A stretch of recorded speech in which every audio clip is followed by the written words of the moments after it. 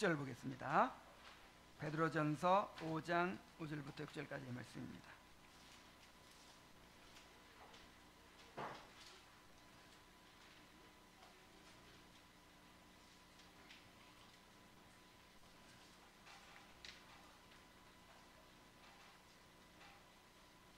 함께 읽겠습니다. 시작. 젊은 자들아, 이와 같이 장로들에게 순종하고 다 서로 겸손으로 허리를 동이라. 하나님은 교만한 자를 대적하시되 겸손한 자들에게는 은혜를 주시느니라. 그러므로 하나님의 능하신 손 아래서 겸손하라. 때가 되면 너희를 높이시리라. 아멘. 아래로 성장하는 삶 시리즈가 다 끝났죠. 그래서 이제 끝나고 나면 우리 어린이들과 또 새로 나온 사람들을 위해서 소요리 문답을 쉬운 소요리 문답을 이렇게 한번 다시 시작할까 생각하고 있어요. 한 10몇 년 전에 소요리 문답을 처음 했을 때는 너무 전투적으로 그냥 막 1시간 반씩 그래가지고 그때 깨진 사람들 많아요. 근데 이제 좀 우리 아이들도 막 자라가고 있고 또 새로 나온 분이 뭐 참석하지 않아서 문제지만 어쨌든 새로 나온 분들께서 이렇게 이제 아주 쉽게, 그게 진짜 어려워요. 쉽게 소요리 문답을 한번 끝까지 이렇게 한번 해볼까 그런 생각으로 책도 구입하고 준비를 하고 있어요. 그리고 이 아래로 성장하는 삶 시리즈가 끝났는데 그런 생각이 들더라고요. 이거를 그냥 이렇게 한번 다 총 정리를 한번 했으면 좋겠다. 그래서 그냥 듣고 나서 다 날아가 버리는 게 아니라 그냥 간단하게 한 문장으로 요약된 그거를 딱 이렇게 기억할 수 있으면 좋겠다, 그런 마음이 들어가지고 총 정리하는 시간을 오늘 가지려고 하는데 하다 보니까 한 문장이 아니라 너무 많아지기도 했어요. 그래서 에이, 또 어차피 또 많아졌네 그런 생각을 하긴 했는데 어쨌든 항상 이 설교도요, 이 반응을 무시할 수가 없어요. 사람에게 전하는 거잖아요. 이렇게 작품성뿐만 아니라 흥행성을 무시할 수가 없어. 그래가지고 이게 우리 성도들에게 정말 이렇게 유익하게 다가가고 딱 이렇게 될 수 있도록 하려고 마음을 먹었는데 그렇게 될지는 잘 모르겠지만 그래도 한번 그동안에 적어도 16주를 말씀을 들었거든요. 넉 달을. 그래서 그거를 오늘 한번 다 정리하는 의미에서 한번 살펴보도록 하겠습니다.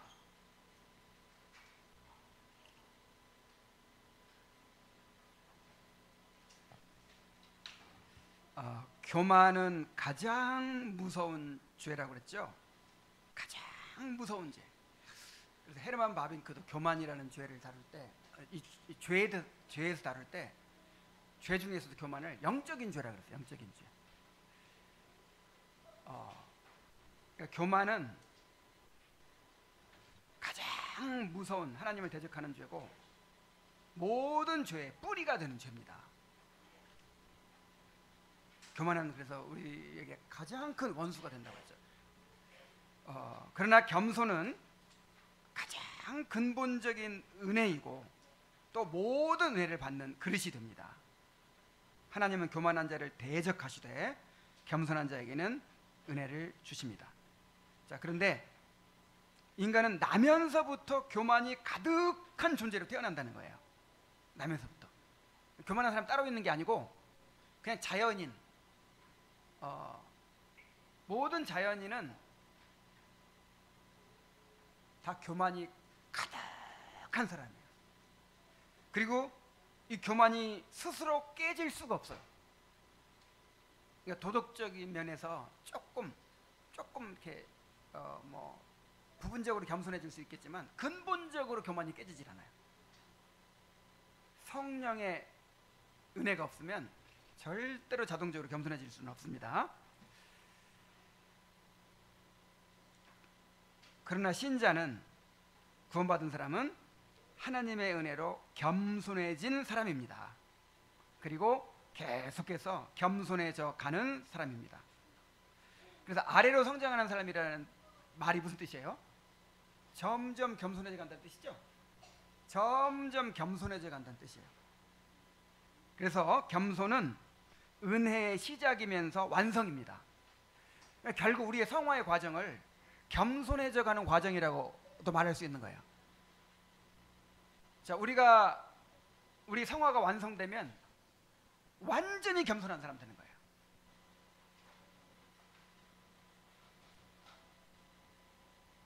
그렇다면 겸손이라는 것이 무엇입니까? 이 책의 저자가 이렇게 정의를 했죠. 하나님을 지향하는 자기 인식에서 비롯한 낮아지려는 성향이다. 그러니까 일단 겸손은 영혼의 성향이에요. 영혼의 성향. 무슨 성향? 이게 일단 거듭난 사람의 영혼의 성향이에요. 그래서 영혼의 성향인데 낮아지려는 성향이에요. 낮아지려는 성향인데 이것이 그냥 나 혼자 낮아지려고 하는 게 아니고 하나님 앞에서, 하나님을 지향하기 때문에, 하나님을 바라보기 때문에 그 하나님 앞에서 자기를 낮추는 것이죠. 그리고 하나님 없으면 겸손이라는 말이 성립이 돼야 안 돼요. 안 돼요. 물론 이제 이 영적인 겸손 말고 이 세상에서 좀 이렇게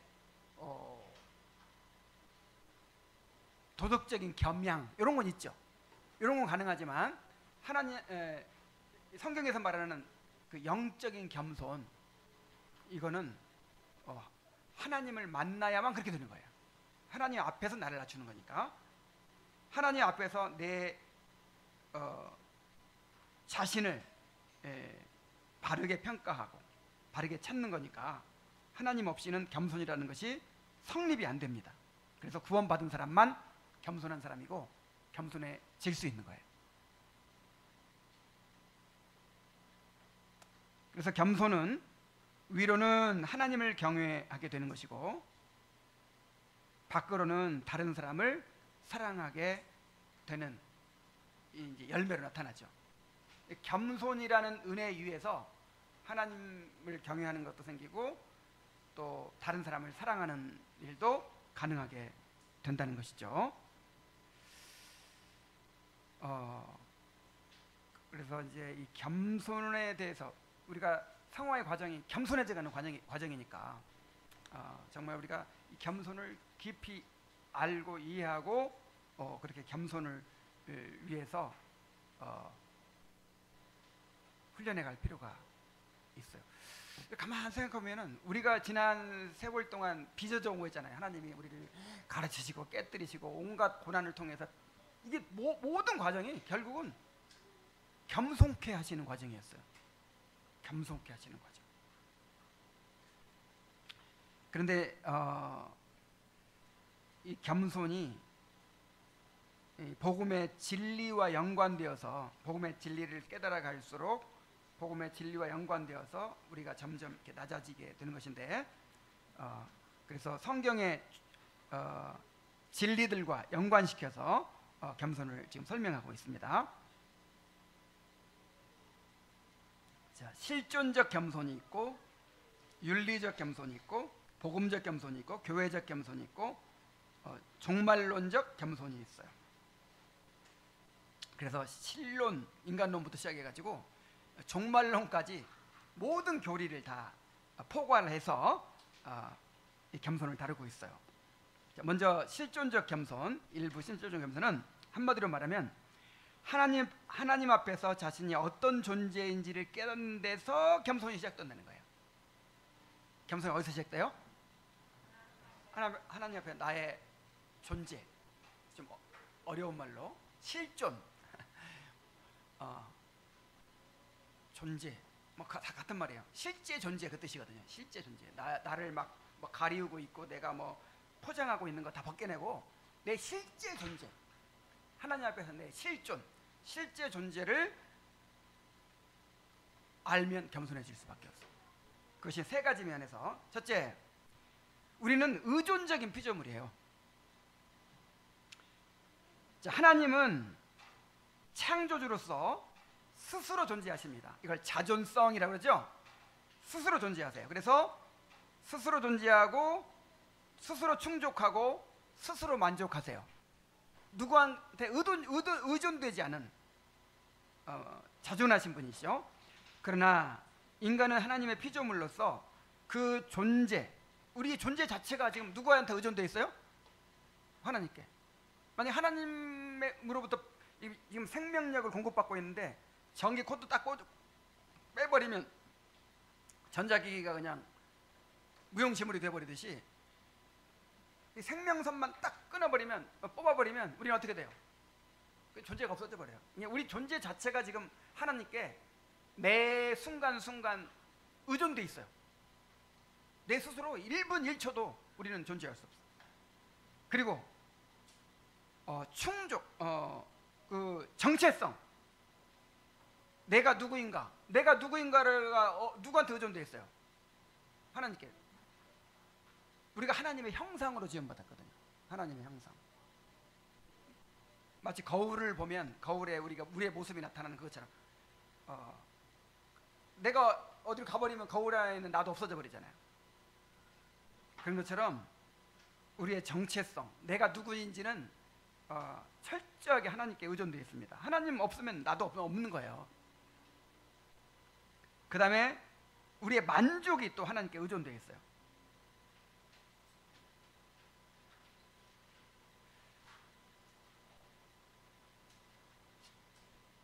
자, 우리가 하나님 없이 우리 만족할 수 있나요? 하나님으로 만족할 수 있도록 지음받았거든요. 그래서 우리의 존재와 정체성과 만족이 철저하게 하나님께 의존되어 있어서 하나님 없이는 우리가 존재할 수도 없고 내가 누구인지도 알 수 없고 내가 삶의 만족을 채울 수가 없어요. 얻을 수가 없어요. 자, 이 현실을 기꺼이 받아들이고 의존된 피조물로서 살아가는 것이 겸손이라는 거예요. 그러나 이러한 현실을 부정하고 스스로 하나님이 되어 살아가려고 하는 것이 교만입니다. 우리는 무슨 피조물? 의존적인 피조물. 그 다음에 또 언약적인 피조물이에요. 하나님은 인간을 창조하시고 언약을 맺으셨습니다. 그 언약은 뭐냐면 순종하면 영원한 생명을 주신다는 것이고 불순종하면 영원한 죽음을 받게 된다는 언약이에요. 자, 이 언약 안 맺은 사람 있어요, 없어요? 아담의 후손으로 태어난 모든 사람이 아담 안에서 다 이 언약을 가지고 태어나는 거예요. 이 기본적으로 행위 언약을 가지고 태어나는 거예요. 그래서 모든 사람이 하나님의 명령에 순종해야 될 의무를 지니고 있습니다. 우리가 자유로운 존재가 아니에요. 하나님의 그 법에 순종해야 될 의무를 지니고 있어요. 우리는 그 언약을 따라 순종하여 살아갈 때에만 참된 자유와 행복을 누릴 수 있습니다. 우리가 무슨 피조물? 언약적인 피조물. 우리가 독립되어 있는 존재가 아니에요. 하나님과 언약을 통해서 이렇게 하나님께 구속되어 있는 존재예요. 신자건 불신자건 모든 인간이 다 마찬가지.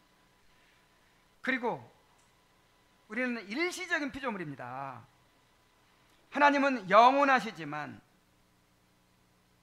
우리는 시작이 있어요. 그리고 시간 속에서 존재합니다. 그래서 하나님이 우리에게 겸손을 가르치시기 위해서 시간의 구조까지도 그렇게 만드셨다는 거예요. 왜 하루라는 시간이 있고 24시간의 시간이 있고 왜 일주일이라는 시간이 있고 왜 1년이라는 시간이 있고, 자, 왜 이런 시간 구조를 만드셨는가? 우리가 유한한 피조물임을 알게 하시기 위해서였다는 거예요. 우리는 매일 24시간의 제한 속에 살면서 피조물의 한계와 유한성을 경험합니다. 아무리 부자라도 24시간 더 이상 가질 수 없죠. 모든 사람에게 평등해요. 24시간 이거를 벗어날 수가 없어. 뭐 아무리 돈을 많이 벌어도 아유 나 돈 많이 벌었으니까 오늘을 한 50시간으로 살고 싶다. 돼요 안 돼요? 안 돼. 딱 24시간. 하루 24시간 한계 내에 살도록 하셨어요.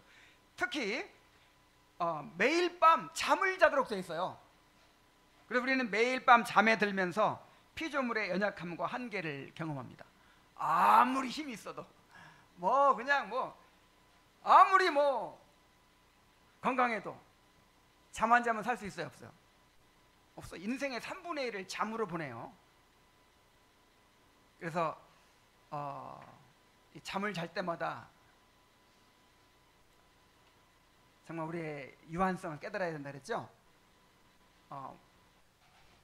그래서 잠을 잘 때마다 우리가 겸손해질 수밖에 없어요. 자, 그리고 이제 매주 이 한 주를 또 이렇게 설정하신 것도 우리의 겸손을 위해서 그랬죠. 자, 안식일이 어떤 의미가 있다 그랬어요? 안식일이 나의 존재와 나의 정체성과 나의 만족이 나에게 달려있지 않고 누구에게 달려있습니다? 하나님께 달려있습니다 라는 것을 고백하는 날이 바로 주일이에요. 안식일이에요. 우리가 지금 그래 왜 아무 일도 하지 마라, 아무 일도 하지 마라, 이게 왜 중요한 줄 아세요? 우리는 하나님의 형상으로 지음받았기 때문에 하나님의 형상으로서 하나님 닮아가지고 막 창조 활동을 해요. 물론 이제 무에서 유를 창조하는 건 아니지만 우리가 막 계획해가지고 막 일을 추진하고 돈 벌고 막 한단 말이에요. 그러면 어떤 착각을 가지게 되냐면 내 힘으로 내가 산다, 내가 열심히 일해가 돈 벌어가지고 먹고 산다. 이 인생이 누구한테 달렸다? 나한테 달렸다. 내가 얼마나 잘나고 똑똑하냐 못나냐 여기에 달렸다. 얼마나 열심히 하냐 열심히 못하냐 여기에 달렸다. 자꾸만 이렇게 착각을 해요. 우리가 하나님의 형상으로 지음받은 것은 한편으로 위험한 일이라고 그랬죠. 위험해.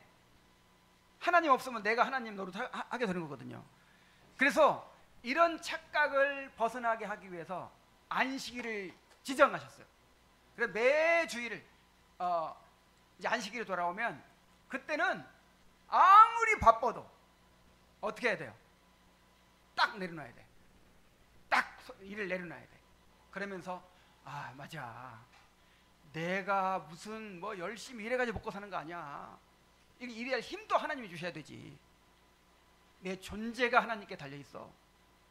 내 정체성이 하나님께 달려있어. 내 삶을 유지하는 게 하나님께 달려있어. 내 삶의 만족이 하나님께 달려있어. 이거를 고백하는 게 무슨 날? 그러니까 안식일을 아무 일도 안 하는 게 중요해요. 딱 내려놓는 게 중요해요.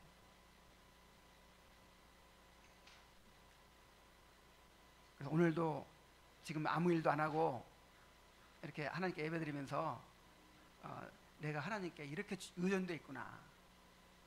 하나님 정말 하나님이 나의 삶의 유지자이십니다. 내 삶이 하나님께 달려있습니다. 이렇게 고백하시기 바랍니다. 이게 실존적 겸손이에요. 나는 의존적인 피조물이고 언약적인 피조물이고 일시적인 피조물이다. 내 존재 자체가, 실제 존재는 철저하게 의존된 존재다. 이런 실존적 겸손을 깨닫게 되시기 바랍니다. 그 다음에 이제 윤리적 겸손이 있어요.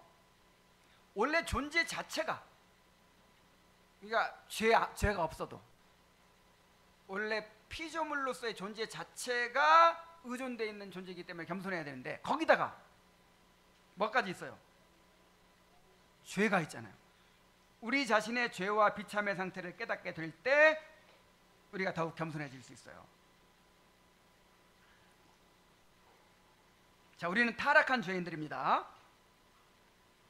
아담은 뱀의 유혹을 받아서 언약을 어기고 창조주처럼 살고자 해서 하나님을 반역함으로 죄를 범하고 타락했습니다. 했습니다. 아담은 온 인류의 대표이고 머리였기 때문에 그가 타락했을 때 아담 안에서 우리도 함께 타락했어요. 이 아담이 어떻게 해서 죄를 지었는가, 요걸 아는 게 중요한 이유는 우리가 지금 짓고 있는 죄가 똑같은 죄예요. 똑같은 원리로 짓는 죄예요. 우리가 개인적으로 짓는 죄는 무엇이든 인간이 처음 지었던 죄와 똑같은 성질을 띈다는 거예요. 아담이 왜 죄를 지었다 그랬어요? 자기가 선악의 판단자가 되고자 했잖아요. 자기가 하나님의 말씀을 판단해. 이런 교만한 일이 어디 있어요? 내가 하나님의 말씀이 옳고 그른지를 내가 판단해버려. 하나님이 명령했으면 그거를 그냥 100% 따라야 되는 거잖아요. 자, 오늘날 우리가 왜 죄를 짓죠? 내가 삶의 주관자이고 선악의 판단자이고 내가 주권이 있다고 생각하기 때문이에요.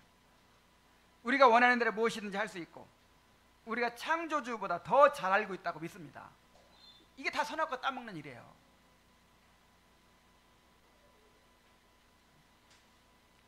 그래서 죄는요 어디서 나와요? 교만에서 나와요. 교만에서. 내가 하나님 노릇하려고 하는 교만에서 모든 죄가 나오는 거예요. 우리는 타락한 죄인들입니다. 자, 이 타락한 죄인들이 망상에 빠져 있어도 망상에 사로잡혀 있어요. 교만한 인간은 하나님을 거부하고 자아를 주권자로 삼아서 자아를 주권자로 여기면서 망상 속에 살아갑니다. 자, 하나님이 창조 세계를 통해서 자기를 계시하고 계시죠. 자, 하나님께서 천지 만물을 통해서 이 모든 자연 세계가 하나님을 보여주는 극장이라고 했잖아요. 다 하나님의 신성과 그 능력을 증거하고 있어요. 그리고 우리 안에 하나님 율법이 기록되어 있다 그랬죠. 그리고 그 율법에 따라 우리 삶을 판단하는 양심을 또 주셨어요. 하나님을 아는 지식을 주셨어요. 그것들이 계속해서 우리 안에서 증거합니다. 우리 안에서 밖에서. 근데 그걸 어떻게 해요 사람들이? 불의로 진리를 막는다 그랬죠. 어떻게 한다고요? 불의로, 그냥 옳지 못한 행동으로 그 진리는 바로 하나님의 계시를 말해요. 하나님에 관한 지식을 말해요. 그 하나님에 대한 지식을 애써 깔아뭉개고 막아요. 이렇게 의도적으로 막아요.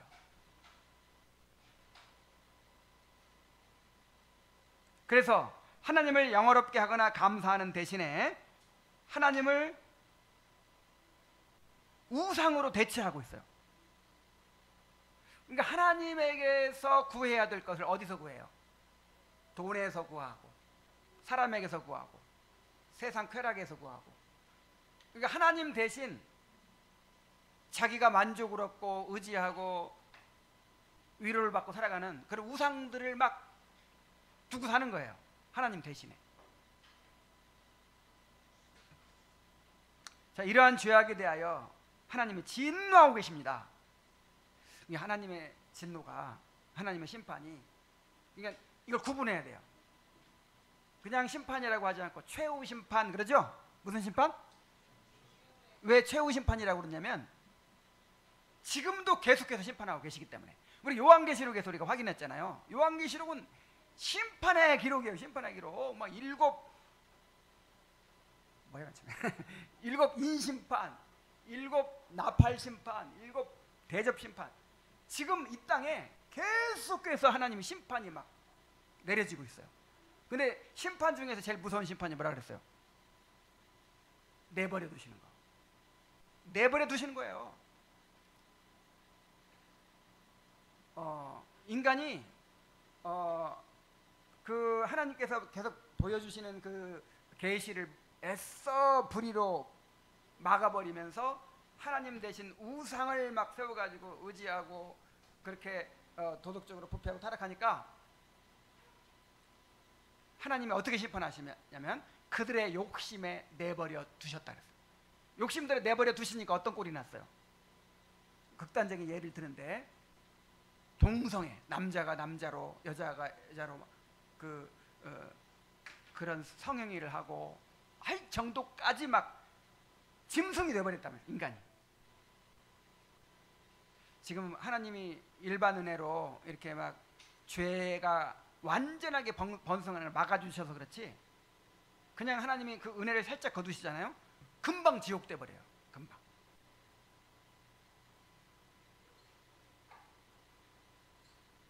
인간은 하나님의 심판이 정당하다는 것을 알면서도 죄를 옳다 여기면서 자기를 기만합니다.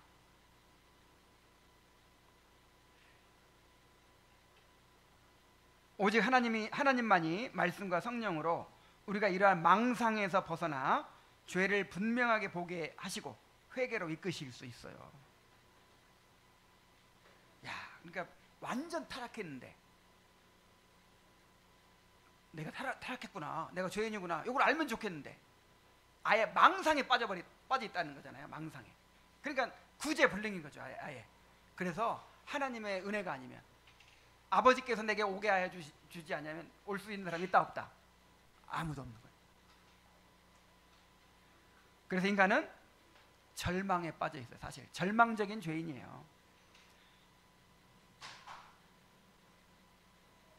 인간에게는 희망이 없어요. 사실 전혀 희망이 없어요. 인간의 시간은 실존적으로 사형수의 시간이에요. 지금 인간이 순간순간 살아가는 게 전부 어디를 향해 가고 있는 거예요? 죽음을 향해 가는 거고, 영원한 지옥을 향해 가는 거잖아요. 근데 거기서 벗어날 다른 방법이 없다는 거예요. 자, 우리 인간이 구원을 받으려면 자, 두 가지가 필요해요. 하나님의 계명을 완전하게 지켜서 의의를 얻어야 돼. 너는 의롭다, 이렇게 인정을 받아야 돼. 그리고 또 한 가지는 뭐예요? 이미 지은 죄가 또 있잖아. 그 죄를 용서받아야 돼. 자, 그런데 그 인간이 지은 죄가 그 크기가 얼만큼이라고 그랬어요? 인간이 지은 죄는 무한한 하나님을 향한 죄이기 때문에 그 죄책이 무한해요. 무한해요. 누군가가 나를 대신해 죽어가지고 용서받을 수 있는 게 아니야. 하나님만이 갚으실 수 있는 그런 죄예요. 무한하신 하나님만이 우리를 죄를 갚아주실 수 있어. 자, 그리고 우리의 죄책이 무한히 크기 때문에 누구도 그 죄책을 갚을 수 없고 형벌을 피할 수 없습니다. 그리고 우리의 지성과 감정과 의지가 죄로 깊이 오염되어 있기 때문에 죄를 향해 기울어져 있어요. 죄를 향해 기울어져 있어서 결코 선을 행할 수가 없습니다. 인간은. 그래서 인간은 사실 정말 절망적인 죄인들이거든요. 절망에 빠져 있거든요. 자, 근데 이러한 현실을 인정하지 않고 헛된 희망을 품고 살아갑니다. 참 기가 막힐 일이죠. 헛된 희망을 품고 살아. 헛된 희망. 앞으로 행복해질 거래요. 앞으로 이 세상이 좋아질 거래요.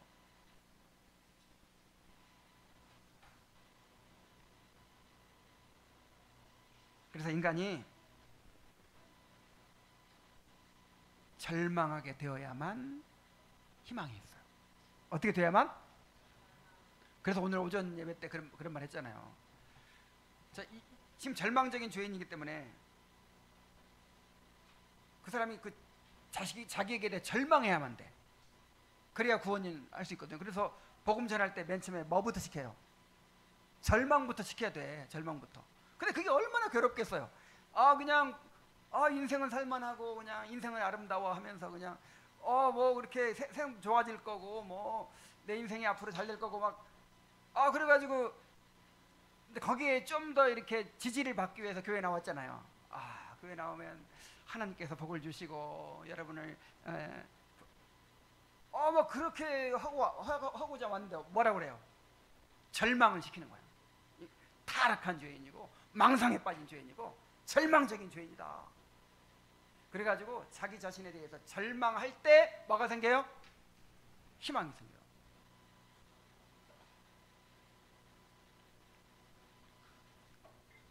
그래서 이제 그 죄와 관련해서 윤리적 겸손은 우리가 타락한 죄인들이고 망상에 사로잡힌 죄인들이고 절망적인 죄인들임을 알 때 이제 우리 마음이 낮아지는 건데 그게 겸손이라는 거예요. 그게. 그래서 성경에서 뭐라 그래요? 심령이 가난한 자는 뭐가 있나니? 복이 있나니. 심령이 가난하다는 것은 이 절망에 빠져버린 상태를 말하는 거거든요. 그러니까 절대적 가난이에요. 이 심령이 가난인데, 야, 내가 의지할 거 아무것도 없구나. 희망이 아무것도 없구나. 나는 절망이구나. 나는 이제 아무것도 내세울 곳이 없구나. 이런 상태가 심령이 가난한 거거든요. 근데 심령이 가난한 자가 행복한 사람이래요. 자, 그 다음에 이제 이렇게 자신의 죄와 비참을 깨닫고, 자, 이런 사람만이 구원을 받을 수 있죠. 그래서 복음을 깨달을 수 있어요. 그래서 세 번째는 복음적 겸손입니다. 복음적 겸손은 뭐냐면 우리를 구원하신 하나님의 은혜 앞에서 신자는 겸손할 수밖에 없다는 거예요. 여러분, 은혜는요 겸손과 연결돼요. 자, 은혜는 누구한테 주어지냐면 거지한테만 주어져요. 자, 누구한테? 내가 거지가 되기 전에는 은혜를 못 깨달아요. 은혜는 누구한테만 주어지는 거냐면 거지한테만 주어져요. 거지한테만. 그래서 내가 은혜를 깨달았다 이 말은 내가 거지임을 깨달은 거예요. 내가 완전히 절망에 빠진 사람임을 깨달은 거예요. 겸손해진 거예요. 그래, 은혜를 깨달으면 정말 겸손해지는 것입니다. 자, 이제 구원받은 사람은요 대변자가 있는 신자예요. 하나님 앞에서 우리의 대변자가 있죠. 이게 대변자가 파라클레토스예요. 파라클레토스. 하나님 앞에서 우리를 변호해 주시고 하나님 앞에서 우리를 변호해 주시기도 하고 또 하나님 편에서 우리에게 말씀해 주시기도 하고 우리를 도와주시는 우리에게 파라클레토스가 있습니다. 인간은 하나님을 반역하고 타락했지만 자비하신 하나님께서는 그리스도를 중보자로 삼아서 은혜 언약을 세워주셨습니다. 그러니까 모든 사람들이 기본적으로 행위 언약 안에 있다고 그랬죠. 그 행위 언약은 폐지가 돼야 안 돼요. 그 행위 언약은 영원히 폐지되지 않아요. 그래서 행위 언약을 없애버리는 것이 아니고 그 행위 언약을 예수님이 대신 이루어주는 게 은혜 언약이에요.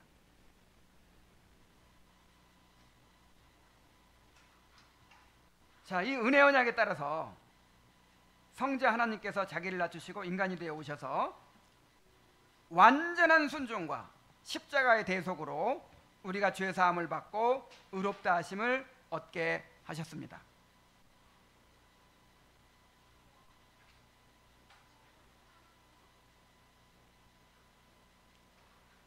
따라서 신자는 자신의 무죄함 때문이 아니라 예수 그리스도의 중보로 하나님 앞에 담대히 설 수 있어요. 자, 오늘도 우리가 하나님 앞에 나왔죠? 하나님 앞에 나왔는데 자, 어떻게 나올 수 있었습니까?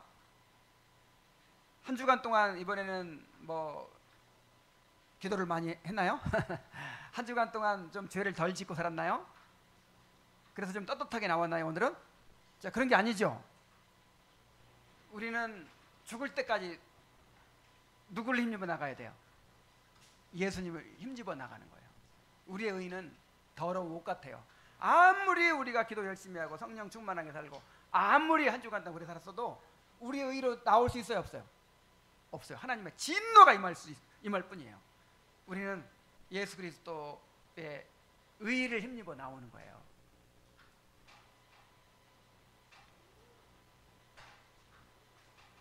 그래서 참된 겸손은 하나님이요 사람이신 예수 그리스도를 지향합니다. 하나님과 사람 사이의 유일한 중보자이신 예수님을 영접하고 의지합니다. 그래서 여러분 그냥 쉽게 이렇게 생각하면 돼요.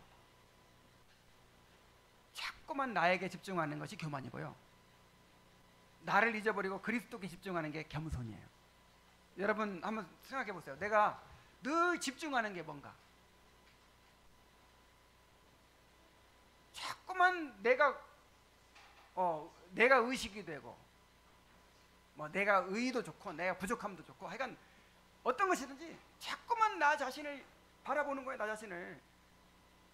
이게 교만이에요. 이게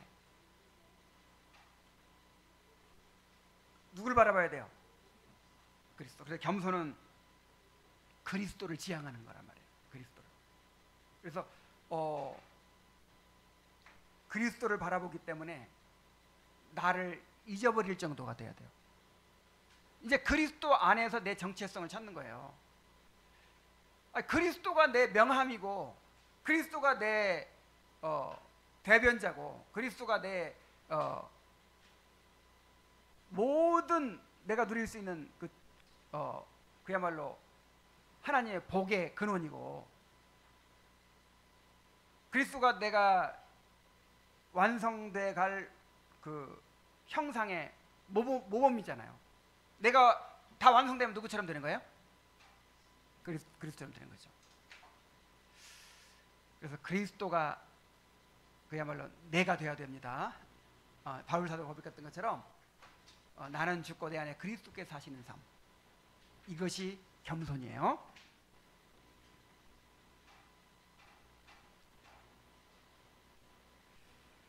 자, 우리는 이제 대변자가 생겼어요. 뿐만 아니라 알고 보니까 구원받고 나니까 그 하나님의 사랑을 더 깊이 깨닫게 돼요. 내가 그냥 교회 나가고 예수 믿어가지고 구원받은 줄 알았더니 미리 사랑받은 신자야. 알고 보니까 하나님은 창세전에 삼위간의 구속 언약을 통해서 성자 예수 그리스도를 보내어 자기 백성을 구원하기로 작정하셨습니다. 그때 이제 택하셨죠. 구원받을 사람을. 언제? 창세전에 구원받을 사람을 다 택해가지고 예수님께 주셨어요.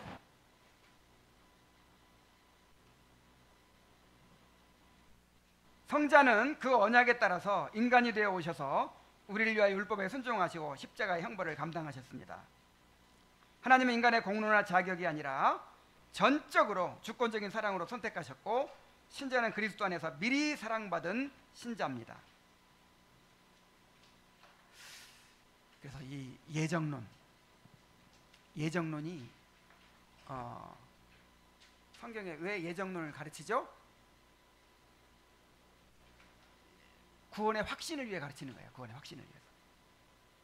그러니까 내가 이제 예수 믿고 신앙생활을 하는데 우리가 변해요, 안 변해요? 아무리 신앙생활이라도 내 자신이 변화되지 않는 것 같아. 그리고 예수 믿으려고 하는데 너무 고난이 많아요. 우리는 이제 고난도 없어. 옛날에 이제 로마서의 저자들 한번 생각해 보세요. 그때는 고난이 너무 많은 거예요. 예수 믿으면 막 잡혀가고 그냥 감옥 갇히고 막 매맞고 그러니까 너무 고난이 많아가지고 내가 과연 끝까지 믿음을 지킬 수 있을 것인가 자신할 수가 없어. 지금 이게 자유로우니까 자신하죠. 나는 끝까지 교회는 계속 다닐 거야. 근데 옛날 그 당시에는 그렇게 자신할 수 있는 상황도 아니야. 그렇게 핍박이 심하고 하니까 고난이 많고, 내가 과연 이 모든 시험을 이기고 이 고난을 이기고 내가 과연 끝까지 믿음을 지킬 수 있을까? 이렇게 두렵겠죠. 그래서 예정론을 가르치는 거예요. 너희들이 구원받은 거 너희들이 먼저 믿어가지고 이렇게 구원받은 거 아니야. 너희들의 구원은 창세 전부터 다 예정되어 있었어. 그때 너희들을 택해가지고 그 하나님의 구원의 작정에 따라서 지금 구원 계획이 진행되고 있는 거야. 그래서 택하신 자들을 부르시고, 부르신 자들을 의롭다 하시고, 의롭다 하신 자들을 거룩하게 하시고, 거룩하게 한 자를 영화롭게 하시고, 영화롭게 하셨느니라 그랬죠. 그냥 과거형으로. 그래서 내 구원이 내가 믿을 때부터 시작한 것이 아니고 언제부터 시작됐다? 창세 전부터 시작돼 가지고 지금 진행되고 있으니까, 이야, 이거 내 손에 달린 게 아니라 누구 손에 달렸어요? 하나님의 손에 달렸어. 그래서 우리가 구원의 확신을 가질 수 있는 거죠. 우리는 미리 사랑받은 신자예요. 자, 그리고 이제 이렇게 우리가 택함 받고 이제 미리 사랑을 받았단 말이에요. 미리 사랑을 받기 시작했어. 그리고 예수님께서 오셔서 우리의 구원을 이루셨죠. 그러면 이제 그 사람에게 적용시켜야 되겠죠. 주님께서 내가 태어나기도 전부터 구원을 이루어 놓으셨으니까, 하나님을 선택하시고 예수님께서 구속을 이루신 그거를 실제로 시간 속에서, 뭐 속에서? 시간 속에서, 역사 속에서 우리에게 적용시키는 거. 그게 이제 9장 자녀로 입양된 신자, 입양을 딱 하는 거예요. 하나님이 작정하시고 그리스도께서 이루신 구속은 우리를 하나님의 자녀로 입양하심으로 우리에게 적용됩니다. 신자는 그리스도와의 연합 안에서 모든 구원의 복을 누리며 하나님의 자녀라는 새로운 정체성을 갖게 됩니다. 그래서 구원을 그리스도와 연합으로 이해를 해야 돼요. 자, 우리의 구원의 복은 어떻게 우리 것이 돼요? 그리스도와의 연합을 통해서. 그래서 그리스도와 연합을 통해서 그리스도의 의가 우리 것이 되고, 우리의 죄는 그리스도 것이 되고, 이중 전가가 이루어지는 거죠.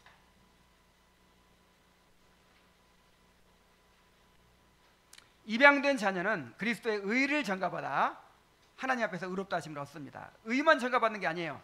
또한 성화를 통해 점점 하나님을 닮아가며, 자, 그리스도의 의도 우리에게 전가되고, 또 그리스도의 거룩함도 우리에게 주어져요. 근데 의는 전가라고 하는데 거룩은 전가라는 말을 안 써요. 주입된다 그래요. 왜냐하면 전가는 신분적으로 순간에 그냥 줘버리는 거야. 근데 거룩함은 점진적으로 그리스도의 거룩함이 우리에게 옵니다. 그러니까 우리가 막 이 성화에 대해서 잘못 이해하면 막 갈고 닦고 막 노력해가지고 내가 점점 좋은 사람이 되어간다, 이게 아니에요. 우리 안에서는 거룩함이 나올 수가 없어. 주님과 교제를 계속함으로써, 주님과 교제함으로써 주님에게 있는 거룩함이 우리에게 흘러 들어오는 거, 이게 성화예요. 아시겠습니까? 그래서 성화는 주입된다, 그렇게 말하죠.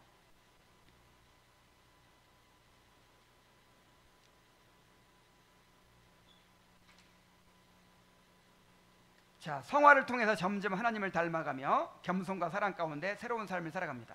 우리가 자신을 그리스도 안에서 의롭다 하심을 받고 거룩하게 된 하나님의 자녀로 인식하며 그 하나님의 사랑을 의식하게 될 때 겸손과 경외로 그분을 사랑하지 않을 수가 없다는 거예요. 정말 이 복음을 깨달으면 더 겸손해지는 거예요. 몸둘 바를 모르게 되는 거예요. 아이고, 정말 어떻게 몸둘 바를 모르게 돼요? 어떻게 내 자랑을 해요? 그래서 교회 다니면서 아직도 자기 자랑이 남은 사람은요, 이거 의심해 봐야 돼. 내가 뭐 주일학 교사를 몇 년 하고 막 그냥 교회 다니면서 자랑이 점점 늘어가는 경우가 있고, 교회를 나가면 나갈수록 점점 그냥 죄인이 돼가고 깨져버리고 그냥 겸손해지는 사람이 있고 그래요. 자, 어떤 게 진짜 신앙생활이에요? 그래서 교회 다니면서 점점 그렇게 자기를 내세우는 거, 요거 바리새인이에요. 바리새인. 신앙은 위험한 거예요. 신앙은 잘못된 신앙은 진짜 위험해요. 사람을 교만하게 만들고 오히려 망쳐요. 정말 날로 바리새인이 돼가는 그런 거는 아직 복음을 못 깨달아서 그래요. 진짜 복음을 깨달으면 세리의 심정이 되는 거예요. 세리의 심정.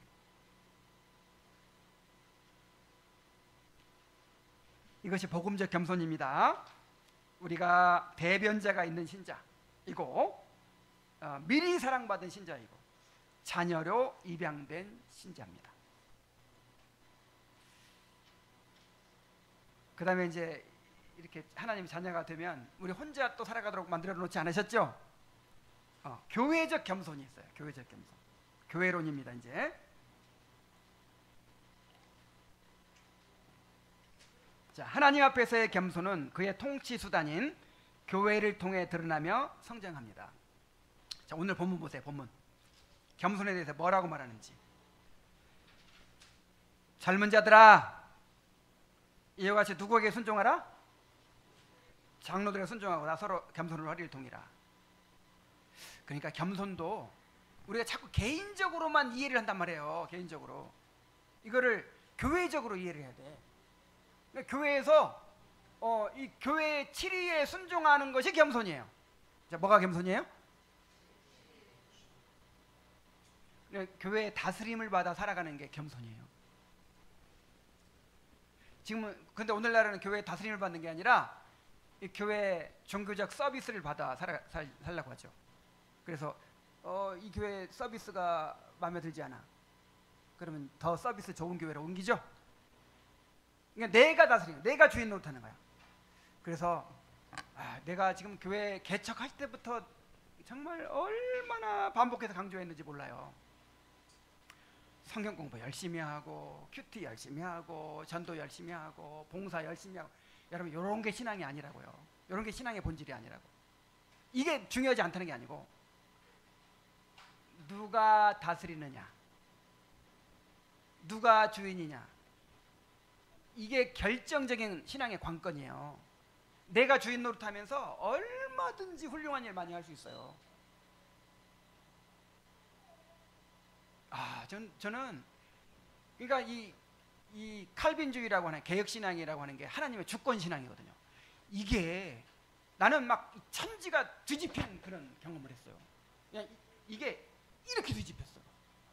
와, 모든 게 나 중심으로 이렇게 돌아가다가 우주가 돌아가다가 우와, 정말 이게 뒤집혀 버린 거야. 이야, 하나님 중심이구나. 그러니까 성경이 다 다르게 보여. 모든 교리들이 다 이해가 되고. 그래서요, 여러분, 막 개혁교회 좋아하고 개혁신앙 어쩌고 막 하는 사람들이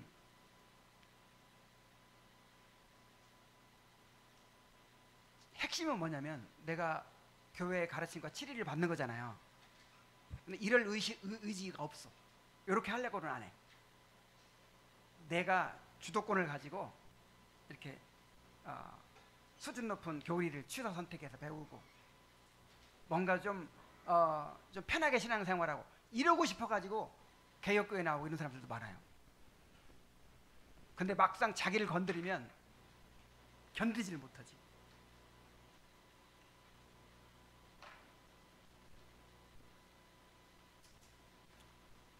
겸손은 혼자서는 겸손 없어요. 하나님은 교회를 통해서 우리를 가르치고 치리하십니다. 그래서 교회를 통해서 드러나기도 하고 그 겸손이 성장한다는 거예요. 자, 우리는 헌신된 멤버들입니다. 자, 무슨 멤버들? 나는 헌신 안 했는데. 아니에요. 이 교회에 딱 등록할 때는 헌신, 그게 헌신이에요. 그게. 현대의 개인주의 문화는 스스로 하나님같이 되고자 하는 인간의 교만을 잘 보여줍니다. 이러한 문화가 교회 안에도 스며들어서 우리의 신앙생활 전반에 영향을 미치고 있습니다. 그래서 모든 말씀들을 다 개인주의적으로 이해를 하고 있어요. 오늘날에는. 그러나 우리는 하나님의 가족의 일원으로 그리스도의 몸의 지체로 헌신된 존재입니다. 하나님을 향한 헌신은 그분의 말씀에 대한 태도로 나타납니다. 맨 먼저 무엇보다도 말씀을 어떻게 받느냐, 여기에 달려 있어요. 겸손한 신자는 그리스도의 말씀에 복종함으로 그분의 통치에 복종합니다. 그 다음에 기도는 하나님에 대한 전적인 의존을 드러내며 기도하지 않는 것은 교만의 표시입니다. 또한 겸손의 은혜는 그리스도께 주신 은사를 통해 교회를 섬기는 것으로 드러납니다. 크게 세 가지 말했죠. 말씀과 기도와 또 뭐라고요? 봉사. 내 은사를 통해서 교회를 섬기는 거. 이게 겸손이에요. 이게 내 거 주는 게 아니라 이미 주님의 것이잖아요. 그죠? 이미 주님의 것을 들여서 섬기는 이것이 겸손입니다. 자, 우리 헌신됐는데 불완전해요. 불완전해. 신자는 여전히 죄와 싸우는 부패한 존재이며 동시에 연약함과 고난을 피할 수 없는 존재입니다. 안으로는 부패했고 밖으로는 연약함과 고난이 있어요. 하지만 이 두 가지는 하나님께서 우리를 더욱 겸손케 하시고 그리스도를 의지하게 하시며 성도 간의 진정한 사랑과 연합을 이루게 하는 도구가 됩니다. 저는 이 부분에서 제일 크게 은혜를 받았어요. 우리가 두 가지 문제잖아요. 우리의 부패성, 그리고 우리의 육신의 연약함, 고난의 문제. 근데 이게 장애물이 아니라는 거예요. 이게 하나님이 우리의 성화를 이루어 가시는 도구래요, 도구. 그리고 이제 무엇보다도 이런 연약함이 교회의 하나됨을 이루게 하는 통로래요.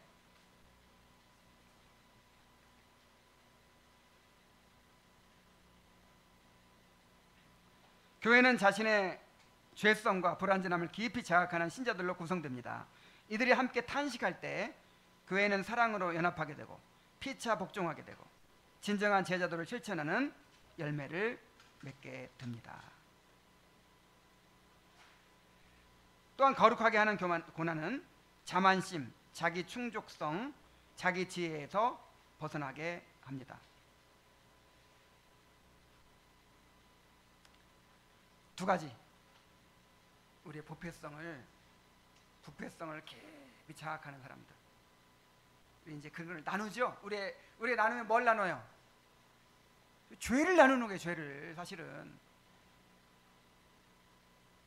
나눌 게 죄밖에 더 있어요?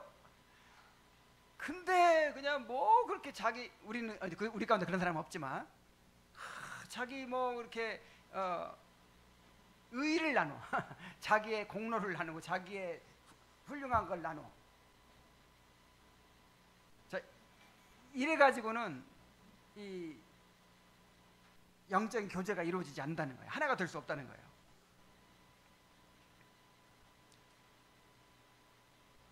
그래서 불완전함은 부끄러움이 아니라 은혜로 나아가는 출발점이다 그랬어요.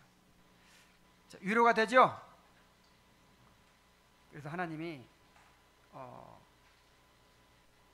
단번에 우리를 거룩하게 하실 수도 있지만 평생토록 죄와 씨름하게 하시는 이유가 뭐라고 그랬어요?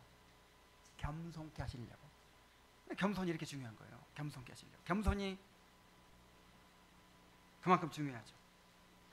자, 우리는 선교적인 멤버들입니다. 이 복음 전도의 동기는 영혼을 사랑하는 마음과 그리스도를 사랑하는 마음에서 비롯됩니다. 선교의 궁극적인 목적은 창조주 하나님을 예배하는 데 있습니다.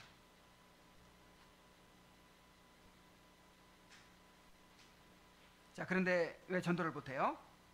사람을 두려워하기 때문이죠. 이것은 자아를 지나치게 의식하는 교만에서 비롯된다는 거예요. 사람 두려워하는 게. 사람을 우상으로 여기기 때문에 두려워한다는 거예요. 그러니까 바울사도 그랬잖아요. 내가 하나님을 기쁘게 하랴 사람을 기쁘게 하랴. 내가 사람을 기쁘게 하려고 했다면 나 하나님의 일꾼이 아니다. 근데 하나님만을 기쁘시게 하고 이 사람들로부터 자유로우려면 어떤 믿음이 필요하냐면 내 존재와 정체성과 내 만족은 누구로부터 온다? 하나님께로부터 온다. 이런 믿음이 있어야 돼요. 근데 하나님은 안 보이고 사람이 보이는 거야.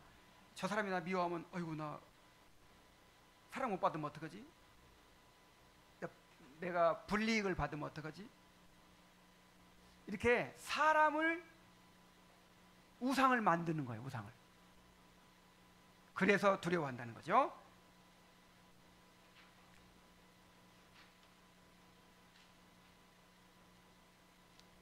이러한 두려움은 하나님께 대한 경외심과 참된 겸손으로만 극복될 수 있습니다.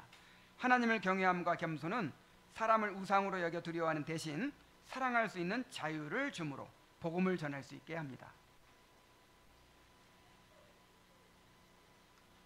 내가 하나님 앞에서 더 겸손해지고 하나님을 더 크게 두려워하게 될 때 사람을 두려워하지 않을 수 있습니다. 자, 선교는 교회의 본질이에요. 그래서 선교하는 교회는 번영하고 선교를 등한하는 교회는 쇠퇴합니다.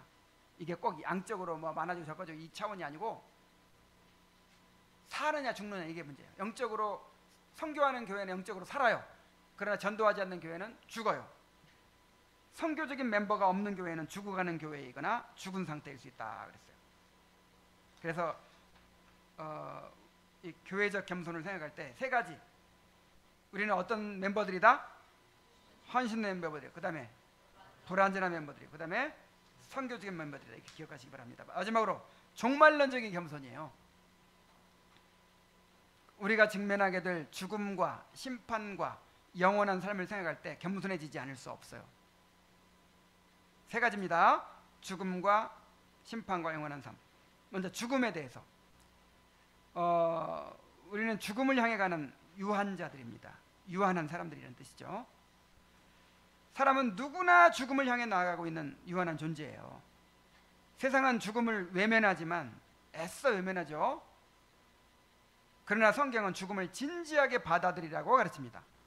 죽음은 우리의 필요성을 가르치고 부패함을 가르치고 지혜를 가르치고 그리스도를 가르치는 학교라는 거예요. 그래서 늘 죽음을 묵상하고 직면하며 살아야 된다는 거예요. 자, 빌헬무스 아브라켈은 이렇게 말했습니다. 죽음을 늘 염두에 두고 죽어가고 있다는 생각으로 살도록 하라 그랬어요. 자, 칼빈은 뭐라고 했냐면 날마다 죽음을 묵상하는 사람만이 이 세상에 집착하지 않고 하나님 나라를 소망할 수 있다 그랬어요. 자, 우리가 어디를 향해 가고 있어요? 죽음을 향해 가고 있어요. 그 다음에 두 번째로 죽고 나면 그걸로 끝이냐? 그게 아니라 심판이 있어요. 심판을 향해 나아가는 유한자들이에요. 심판의 날은 창조주 하나님의 거룩한 공의가 드러나는 날이며 모든 사람이 그 앞에서 낮아지는 날입니다. 참 교만하게 살다가 모든 사람이 그 앞에서 낮아지게 돼요. 그러니까 지금부터 자발적으로 낮아지느냐 아니면 나중에 강제로 낮아지느냐, 이 둘 중 한 가지밖에 없어요. 중보자 없이는 심판날의 두려움과 절망만 있으며 오직 그리스도를 의지하는 자만이 기쁨으로 그날을 맞이할 수 있습니다. 우리는 대변자가 있는 신자들이죠. 이 중보자가 없이 하나님의 그 무서운 진노의 심판을 딱 맞닥뜨려야 된다는 걸 생각할 때 얼마나 두려워요. 그러나 우리는 그걸 막아주는 누가 있어요? 그리스도께서 계시죠. 그래서 우리에게는 오히려 기쁨의 날이야. 구원이 완성되는. 교만한 자들은 하나님의 계시를 거부한 책임을 피할 수 없고 겸손한 자는 그리스도의 은혜로 구원의 확증을 얻게 됩니다. 심판의 날을 고대하는 자는 지금 이 땅에서도 겸손하게 살아가며 주님의 칭찬을 기대하며 소망 가운데 행합니다. 심판이 참 이렇게 이해하기가 어려운 부분이 있어요. 우리는 벌 받아야 안 받아요? 이미 예수님이 다 받으시잖아요. 그래서 뭐 아무렇게나 뭐 그냥 살아도 되는 거 아닌가? 뭐 이런 생각이 들기도 해요. 근데 이제 한 가지 예를 그 바울 사도가 들었잖아요. 모두가 지금 다 집을 짓고 있다. 지금 주님을 섬긴다고 하는 것은 모두가 지금 집을 짓는 건축자나 같은데 각자가 집을 지어놓고 하나님께 판단을 받을 거다. 근데 뭘로 판단한다 그랬어요? 불로. 화염 방사기. 천국의 화염 방사기로 샥 이렇게. 근데 내가 정말 열심히 산다고 살고 막 그렇게 해왔는데 홀랑 타버리고 아무것도 안 남는 거야. 맨 짚이나 나무나 풀이나 이런 걸로 지었어. 그러니까 자기 이기적인 동기나 아니면 뭐 이런 인정받으려고 하는 뭐 이런 거나 아니면 뭐 타협하고 뭐 진리와 타협하고 이런 식으로 그냥 사람들의 인정받고 막 이렇게 하려고 막 하는 것들이 다 없어져 버리는 거예요. 그것이 제가 그랬죠. 심판은 언제부터 시작된다? 이 땅에서부터. 이 땅에서부터 부분적으로 경험하다가 예수님 오시는 날 완전히 경험하는 거예요. 그런 거 생각하면 두려워요. 여러분 두렵지 않습니까? 그리고 나중에 물론 이제 이 사람은 의인이다 하고 인정해 주실 것이지만 우리가 살아온 모든 삶이 낱낱이 드러나요. 하나님 앞에 마지막 날. 진짜 부끄러울 것 같아요. 낱낱이. 진요서 목사 그런 사람이었어? 막 이랬더니 어쨌든 정말 우리가 사랑하는 주님 앞에 부끄러워지는 거, 이게 제일 두려운 일 아니에요? 잘했다고 칭찬받아야죠. 심판을 생각하면 겸손하지 않을 수 없습니다. 그 다음에 마지막으로 영혼을 향해 나아가는 유한자들이에요. 겸손은 미래에 대한 확고한 소망과 연결됩니다. 교만한 자들은 스스로 자신이 주인 되고자 하는 자아의 불확실한 요구에만 관심을 기울입니다. 자신의 요구. 그러니까 헛된 희망을 갖는 거죠. 헛된 희망. 그러나 겸손한 자들만이 바위처럼 견고한 확신으로 미래를 바라봅니다. 이걸 소망이라고 하죠. 소망. 하나님이 약속하셨고 반드시 이루어 주실 것. 자, 이것도 겸손과 교만의 차이예요. 내가 그러니까 막 한동안 비전이라는 말이 막 유행했죠. 비전을 가져야 된다. 비전. 근데 그게 딴 말, 그게 야망이야, 야망. 우리 주님의 교회 만명성대 비전을 선포합니다. 그래가지고 선교사 1000명 선파송.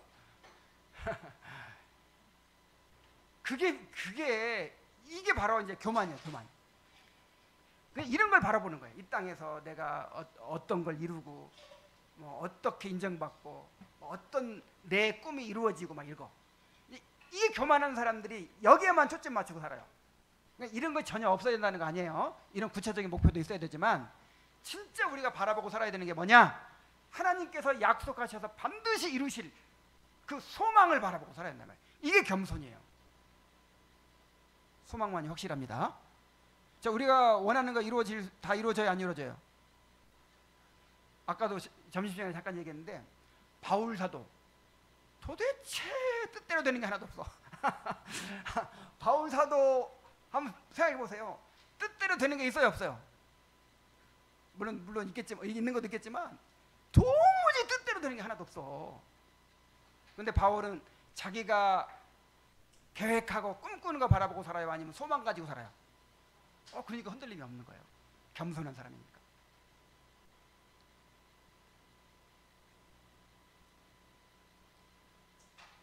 지옥은 회개하지 않고 하나님을 거부한 교만한 자들의 최종 종착지로 끝없는 고통과 후회가 있는 곳입니다. 겸손한 자들의 종착지는 하나님을 섬기와 기쁨과 영광을 누리는 새 하늘과 새 땅이며 그곳에서 하나님을 예배하며 그리스도와 함께 다스리게 됩니다. 지옥의 현실은 겸손을 일깨우고 천국의 소망은 우리에게 세상을 이기는 위로와 힘을 얻게 합니다. 그래서 지옥과 천국을 정말 바라보며 살아야 돼요. 지옥과 천국을 막연하게 여기는 게 아니라 실제적으로. 예, 결론입니다.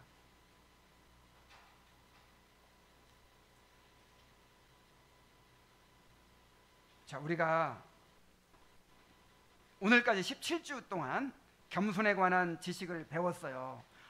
이런 게 겸손이구나. 그랬다고 해서 저절로 겸손해지는 거 아니죠?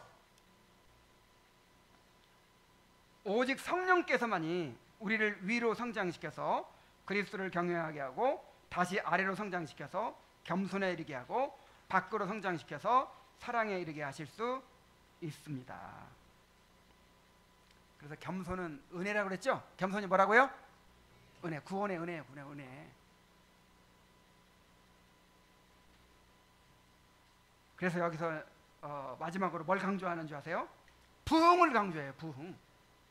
우리 안에 그리스도를 높이고 우리를 낮추게 하는 영적인 부흥이 필요합니다. 우리가 그러한 성령의 역사를 간구해야 합니다. 부흥이 뭐냐면요, 또 다른 말로 표현하면 하나님의 임재가 임해가지고 하나님이 너무 크게 보여가지고 그냥 다들 납작 엎드리게 되는 게 부흥이에요. 우리에게 그런 부흥이 있게 되기를 바랍니다. 기도하겠습니다. 우리 주일 오후 예배 후에 기도하기로 했는데 우리 함께 기도합시다. 우리 이제 17주 동안에 우리 겸손에 대해서 우리가 배웠잖아요. 정말 우리가 겸손하게 해달라고 하나님 앞에 구하고 또 오늘 오전 예배 드리고 나서 먼저 간 분들을 위해서 또 기도합시다. 우리 김진섭, 김경진 그 가정을 위해서도 기도하고 오늘 새로 나왔다가 일찍 간 분들을 위해서도 기도하고 그분들에게도 은혜를 주시도록 우리 한 3, 4분 동안 기도하겠습니다. 같이 기도하겠습니다.